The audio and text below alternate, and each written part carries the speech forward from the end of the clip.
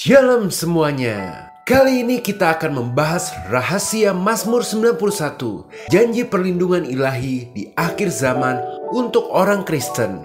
Mengapa penting? Karena menjelang kedatangan Tuhan Yesus kembali, iblis yang marah akan semakin gencar untuk menyerang dan mengganggu hidup orang Kristen. Alkitab telah memperingatkan hal ini dalam Wahyu 12 ayat 12b. Karena iblis telah turun kepadamu dalam geramnya yang dahsyat, karena ia tahu bahwa waktunya sudah singkat. Iblis mengetahui bahwa waktunya sudah semakin singkat, seperti seorang pembalap yang berada di lap terakhir. Maka iblis sekarang semakin ngegas dalam mengganggu hidup manusia. Oleh karena itu, jika kita melihat sekeliling atau membaca berita, kita dapat melihat bahwa kejahatan semakin meningkat, penipuan semakin merajalela, korupsi, konflik, dan hal-hal jahat lainnya yang secara keseluruhan dipicu oleh perilaku manusia yang terpengaruh oleh bisikan iblis itu semakin banyak terjadi. Lalu kita sebagai orang Kristen harus bagaimana menghadapi ini semua? Ketahuilah bahwa tidak ada satupun di dunia ini yang dapat diandalkan untuk menghadapi ini semua selain daripada janji-janji perlindungan Tuhan. Meskipun janji-janji perlindungan Tuhan itu dapat kita temukan di banyak bagian dalam Alkitab, namun Mazmur 91 adalah yang terdahsyat untuk kita. Karena Mazmur 91 adalah satu-satunya tempat di dalam firman Tuhan di mana semua janji perlindungan yang banyak itu dikumpulkan dalam satu kumpulan, membentuk sebuah perjanjian lengkap mirip sebuah kontrak yang ditulis langsung oleh Roh Kudus untuk kita sebagai orang percaya. Oleh karena itu, kita harus benar-benar membahasnya demi untuk memahami dengan jelas janji dahsyat dari Mazmur 91 untuk kehidupan kita. Haleluya, amin. Mazmur 91 terdiri dari 19 ayat, namun dapat dibagi menjadi 5 bagian, di mana setiap bagian memiliki arti yang mendalam untuk kita resapi hingga masuk ke lubuk hati kita yang terdalam. Jadi berikut adalah penjelasannya. Bagian 1, penerima janji perlindungan. Mazmur 91 ayat 1-2. Orang yang duduk dalam lindungan yang maha tinggi dan bermalam dalam naungan yang maha kuasa akan berkata kepada Tuhan, tempat perlindunganku dan kubu pertahananku, Allahku yang kupercayai. Melalui ayat ini, kita mengetahui bahwa janji perlindungan Mazmur 91 diberikan bukan untuk semua orang percaya, melainkan hanya untuk mereka yang hidup dalam persekutuan yang erat dengan Tuhan. Karena kita bisa lihat tidak semua orang Kristen itu memilih untuk mau duduk dalam hadirat Tuhan yang memberikan perlindungan. Ada yang masih ingin berada di luar. Jadi bisa dibilang Mazmur 91 bukan hanya sekedar janji perlindungan, tapi juga undangan agar kita mau menjalin hubungan intim dengan Tuhan. Karena dengan mendekat kepada Tuhan, kita akan merasakan bahwa janji perlindungan ini digenapi dalam hidup kita. Mendekat kepada Tuhan itu merupakan sebuah tindakan, bukan hanya sekedar iman. Jadi kita bisa membaca Alkitab setiap hari dan merenungkan firman Tuhan, berdoa dan memuji Tuhan dengan sungguh-sungguh, dan menyerahkan seluruh hidup kepada Tuhan dan hidup dalam ketaatan kepadanya. Yang perlu diingat adalah mendekat kepada Tuhan bukan sebuah beban, melainkan sebuah jalan yang enak dan ringan. Iblislah yang sering membisikkan ke telinga kita bahwa membaca Alkitab dan taat pada perintah Tuhan itu merupakan beban, membuat diri kita tidak bebas lagi. Padahal menuruti firman Tuhan membuat diri kita bebas dari penghukuman. Contoh sederhana, jika kita membalas orang yang menampar kita, tentu hidup kita jadi terbelenggu oleh berbagai masalah lanjutan. Sedangkan kalau kita menuruti firman Tuhan untuk memaafkan, maka kita lebih punya waktu untuk mengerjakan hal lain yang berharga daripada berkutat dengan urusan dendam. Oleh karena itu, marilah terus mendekat kepada Tuhan di dalam hidup ini demi kenyamanan kita. Ucapkan dengan mulut kita bahwa Tuhanlah kubu pertahanan kita, Tuhanlah perlindungan kita. Tuhan yang kita cinta dan percaya dalam nama Yesus Kristus menjadi satu-satunya yang kita andalkan sampai selama-lamanya. Karena hal ini akan melepaskan kuasa Tuhan untuk mewujudkan janji-janjinya. Pada bagian 2, isi janji perlindungan. Mazmur 91 ayat 3-8. Sungguh, dialah yang akan melepaskan engkau dari jerat penangkap burung, dari penyakit sampar yang busuk. Dengan kepaknya, ia akan melindungi engkau. Di bawah sayapnya, engkau akan berlindung. Kesetiaannya ialah perisai dan pagar tembok. Engkau tak usah takut terhadap kedahsyatan malam, terhadap panah yang terbang di waktu siang, terhadap penyakit sampar yang berjalan di dalam gelap, terhadap penyakit menular yang mengamuk di waktu petang.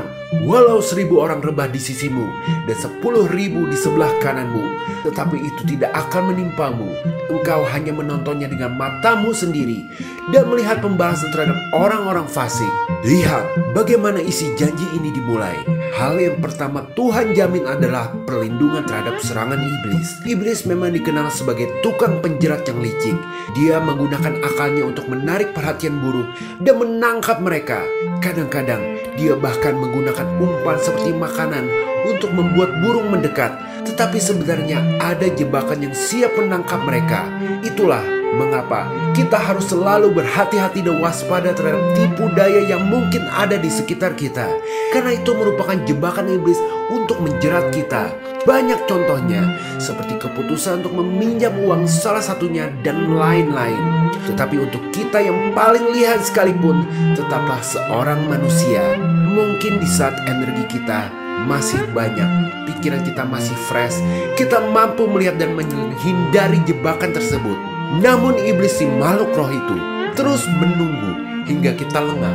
Kita yang bisa habis energinya, entah karena capek, kurang makan, kurang tidur, atau tekanannya sangat berat, akan sangat mungkin menjadi lengah dan terjerat.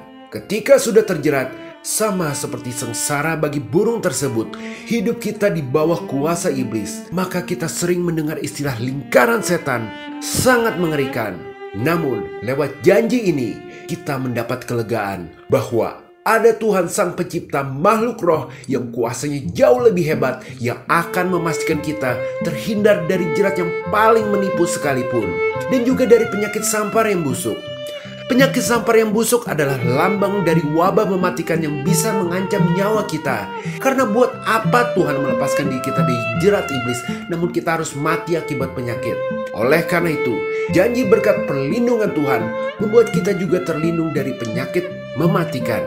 Karena Tuhan ingin memakai kita sebagai alat untuk kemuliaannya. Tuhan ingin kita tetap terlindungi baik dari jerat setan maupun penyakit, agar kita bisa terus bergerak maju. Meskipun jika ada yang sedang sakit sekarang ini, percayalah terhadap janji Tuhan bahwa apapun yang terjadi hari ini dalam hidup Anda, ada Tuhan yang selalu mengawasi dan memegang kendali. Karena dengan kepaknya, Tuhan akan melindungi Anda. Di bawah sayapnya, Anda akan berlindung. Kesetiaan Tuhan ialah perisai dan pagar tembok bagi Anda. Penting untuk diingat, karena hal ini akan membangkitkan semangat hidup. Di mana ada semangat hidup, di situ daya tahan tubuh meningkat. Jadi jangan takut. Ketakutan akan melemahkan kita, karena bisa berubah menjadi kecemasan yang menghambat kita untuk melangkah maju. Mencemaskan hal-hal yang belum terjadi dan terus memikirkan kemungkinan terburuk bisa membuat kita terjebak dalam kegelisahan yang menghentikan kita untuk bertindak. Bahkan terkadang kita bisa merasa terblokir dan merasa tidak berdaya. Oleh karena itu, Tuhan menyadari bahaya dari ketakutan ini. Kedahsyatan malam, terhadap panah yang terbang di waktu siang, terhadap penyakit sampar yang berjalan di dalam gelap, terhadap penyakit menular yang mengamuk di waktu petang. Ini berbicara soal hal-hal yang dapat memancing kecemasan yang beracun muncul dalam hati Anda. Karena semuanya mengandung unsur ketidakpastian. Ketakutan akan menghancurkan semangat Anda yang dapat mengeringkan tulang. Ketidakpastian membuat pikiran kita berkelana, mencari hal-hal untuk dikhawatirkan. Maka Tuhan dalam isi perjanjian ini mengatakan, jangan takut terhadap hal-hal mengerikan yang penuh ketidakpastian itu. Bahkan Tuhan menegaskan lebih lagi bahwa walau 1000 orang rebah di sisimu dan 10.000 di sebelah kananmu, tapi itu tidak akan menimpamu. Engkau hanya menontonnya dengan matamu sendiri dan melihat pembalasan terhadap orang-orang fasik. Agar kita stop berimajinasi untuk menakuti diri sendiri hingga memadamkan roh, tapi kembali fokus mengobarkan roh hingga menyala lagi dengan melihat ke belakang tentang apa yang Tuhan sudah buat dalam hidup Anda. Karena Tuhan pasti akan menolong Anda lagi. Tuhan yang sudah memulai pekerjaan yang baik dalam hidup Anda pasti akan terus setia menjaganya sampai akhir. Sekarang tergantung pilihan kita. Kita harus memilih untuk tinggal di dalam Tuhan. Bagian 3, tempat penerima janji perlindungan. Mazmur 91 ayat 9-10. Sebab Tuhan ialah tempat perlindunganmu, yang maha tinggi telah kau buat tempat perteduhanmu. Malapetaka tidak akan menimpa kamu, dan tulah tidak akan mendekat kepada kemahmu. Telah kau buat tempat perteduhanmu. Berbicara tentang pilihan yang harus kita ambil. Apakah kita mau tinggal di dalam Tuhan atau tidak?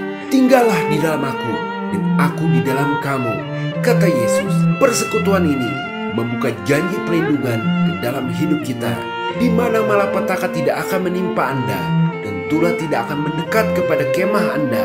Haleluya, amin. Bagaimana cara tinggal di dalam Tuhan? Adalah dengan selalu meluangkan waktu untuk berkomunikasi dengan Tuhan, baik melalui doa, ucapan syukur, permohonan, maupun doa sederhana. Lalu suka membaca Alkitab guna mempelajari firman Tuhan secara konsisten untuk memahami karakter, kehendak, dan kasih-Nya. Ibadah, menghadiri ibadah bersama komunitas orang percaya untuk memperkuat iman dan menjalin hubungan dengan saudara seiman. Lebih dari itu, kita harus mengasihi Tuhan dan sesama, melakukan tindakan kasih dan kebaikan kepada orang lain, seperti menolong orang yang membutuhkan, memaafkan, dan menunjukkan empati. Kita harus juga mematuhi ajarannya dalam kehidupan sehari-hari, seperti menjaga kekudusan, hidup jujur, dan keadilan. Menjadi terang dan garam, menjadi contoh teladan bagi orang lain, melalui tindakan dan perkataan yang mencerminkan nilai-nilai Kristiani. Dan di ujungnya, kita menyerahkan hidup kepada Tuhan. Percayakan hidup Anda sepenuhnya kepada Tuhan, dan yakinlah bahwa Tuhan memimpin dan memelihara Anda. Bersyukur dalam segala keadaan, menghadapi setiap situasi dengan hati yang penuh syukur, baik dalam suka maupun duka. Mencari kehendak Tuhan, berdoa, dan meminta hikmatnya untuk setiap keputusan yang harus Anda ambil. Teruslah berusaha untuk bertumbuh dalam iman dan mendekatkan diri kepada Tuhan. Meskipun tidak sempurna, masih jatuh bangun, asalkan niat, maka Tuhan adalah tempat perteduhan Anda. Malapetaka tidak akan menimpa Anda, dan tulah tidak akan mendekat kepada kemah Anda. Haleluya, amin. Bagian 4, pelayan penerima janji. Mazmur 91 ayat 11-13. Sebab malaikat-malaikatnya akan diperintahkannya kepadamu untuk menjaga engkau di segala jalanmu. Mereka akan menatang engkau di atas tangannya, supaya kakimu jangan terantuk kepada batu. Singa dan ular tedung akan kau langkahi. Engkau akan menginjak anak singa dan ular naga. Malaikat Tuhan sendiri yang akan melayani kita, sang penerima janji perlindungan ini. Layaknya seorang perawat yang mengangkat bayi dengan hati-hati, demikian juga malaikat dengan senang hati menopang setiap langkah kaki kita dalam menjalani hidup ini. Tuhan menyadari bahwa pencobaan yang manusia alami itu berat, karena Yesus sendiri sudah pernah menjadi manusia. Maka Tuhan memerintahkan malaikat untuk melindungi Anda dalam menghadapi pencobaan. Jika kita membayangkan banyak bencana besar bermula dari hal kecil, seperti jika seorang tersandung batu kecil, mungkin bisa jadi tanpa sengaja kepalanya terkena benda yang lebih keras, atau bakteri yang bisa lepas kontrol, menyebabkan sepsis atau keracunan darah, dan lain-lain. Karena Tuhan peduli dengan kita, maka untuk hal-hal yang kecil, malaikatlah yang bertanggung jawab untuk melindungi kita. Bahkan singa dan ular tedung, lambang dari bencana besar, bisa kita langkahi karena perlindungan dari malaikat. Iblis tentu sangat kesal dengan malaikat, dan kita boleh tertawa akan hal ini. Keinginan iblis untuk mematahkan kehendak Tuhan selalu gagal total. Iblis ingin menggagalkan rencana Tuhan bagi manusia. Iblis ingin manusia menyembahnya dan bukan Tuhan. Malaikat, di sisi lain, membantu manusia untuk mencapai tujuan mereka dan memuliakan Tuhan. Iblis diusir dari surga karena kesombongan dan pemberontakannya terhadap Tuhan. Iblis iri dengan ketaatan dan kesetiaan malaikat kepada Tuhan. Malaikat selalu patuh dan tunduk pada perintah Tuhan, sedangkan iblis memilih jalannya sendiri. Dan puncaknya telah dinubuatkan dalam kitab wahyu tentang kekalahan iblis dari malaikat. Malaikat di akhir zaman dengan pimpinan Gabriel tampil sebagai pejuang yang melawan iblis dan pasukannya. Nubuatan kekalahan iblis dari malaikat menunjukkan bahwa iblis tidak sekuat yang dia sendiri bayangkan. Terpujilah Tuhan. Haleluya. Amin. Sekarang masuk ke bagian 5. Jaminan perlindungan dan pemeliharaan Tuhan bagi orang-orang yang setia kepadanya. Mazmur 91 ayat 14-16. Sungguh hatinya melekat kepadaku, maka aku akan meluputkannya. Aku akan membentenginya, sebab ia mengenal namaku. Bila ia berseru kepadaku, aku akan menjawab. Aku akan menyertai dia dalam kesesakan. Aku akan meluputkannya dan memuliakannya. Dengan umur panjang akan kukenyangkan dia, dan akan kuperlihatkan kepadanya keselamatan daripadaku. Bagian ini berita ayat yang penuh dengan penghiburan dan harapan bagi orang-orang yang setia kepada Tuhan. Ayat ini mengingatkan kita bahwa Tuhan selalu menyertai dan melindungi kita dalam segala situasi, dan bahwa Dia akan memberikan upah yang kekal bagi mereka yang setia kepadanya. Tuhan sendiri yang berbicara, sungguh hatinya melekat kepadaku, maka aku akan meluputkannya, aku akan membentenginya, sebab ia mengenal namaku. Ini menggambarkan hubungan pribadi yang erat antara orang yang setia dengan Tuhan. Bila ia berseru kepadaku, aku akan menjawab. Aku akan menyertai dia dalam kesesakan.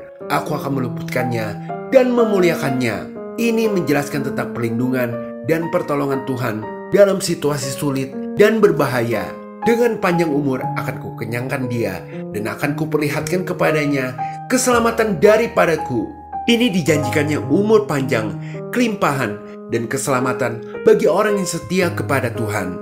Karena semuanya Tuhan sendiri yang mengatakan, maka bisa dibilang bagian kelima ini merupakan jaminan perlindungan dan pemeliharaan Tuhan bagi orang-orang yang setia kepadanya. Luar biasa. Haleluya. Amin. Sebagai penutup, saudara-saudara, demikianlah video menyikap rahasia Mazmur 91, janji perlindungan ilahi di akhir zaman. Semoga video ini telah memberikan pencerahan dan memperkuat iman kita akan janji-janji Tuhan dalam Mazmur 91. Di akhir zaman ini, ketika dunia dilanda berbagai kesulitan dan ketidakpastian, Mazmur 91 menjadi sumber kekuatan dan penghiburan bagi orang-orang percaya. Kita diingatkan bahwa Tuhan adalah tempat berlindung yang aman dan kokoh. Dia yang akan melindungi dan memelihara kita dari segala bahaya, baik secara fisik maupun rohani. Namun penting untuk diingat bahwa janji-janji Tuhan ini tidak datang secara otomatis. Kita harus memiliki hubungan yang erat dengan Tuhan melalui iman, kasih, dan ketaatan. Kita harus terus mencari wajah Tuhan dan hidup sesuai dengan kehendak Tuhan. Ketika kita melakukan hal ini, kita dapat yakin bahwa Tuhan akan selalu menyertai kita. Tuhan akan menjadi perisai dan pagar tembok kita. Tuhan akan memberikan kita kekuatan untuk melewati segala rintangan dan kemenangan atas musuh-musuh kita. Marilah kita terus memperkuat iman kita kepada Tuhan dan berlindung di bawah naungan sayap-Nya yang penuh kasih. Sebab Tuhan adalah satu-satunya harapan dan jaminan keselamatan kita akhir zaman ini. Terima kasih telah menonton. Tuhan Yesus memberkati. Jika berkenan, berikan like, share, dan subscribe. Terima kasih. Tuhan Yesus memberkati.